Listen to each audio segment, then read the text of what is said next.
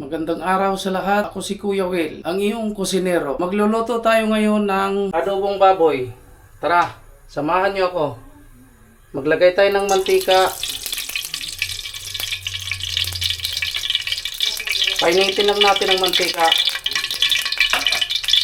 Nung mainit na yung mantika, gisahin na natin ang sibuyas. Sunod natin ang bawang.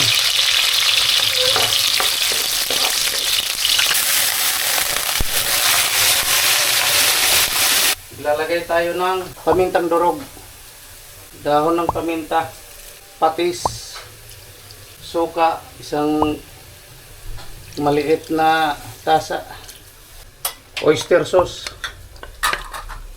soy sauce, pampalasa,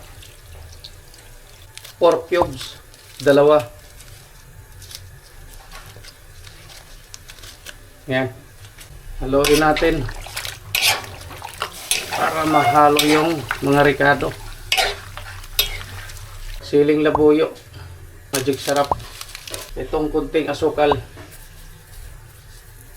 tubig 1 litro. Palambutin natin yung baboy.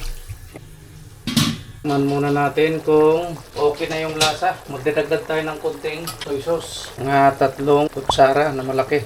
Magdadagdag tayo ng siling labuyo para medyo may anghang, hindi manghang kanina.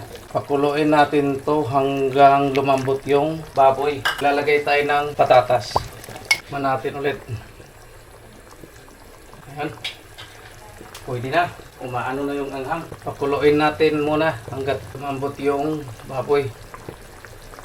Para masarap talaga pagka malambot. Mga 5 minutes. Pwede na to. Lagay na natin itlog. Dagdag lasa. Okay na. Ready na siya. Luto na guys yung ano natin, adobong baboy. Thank you for watching.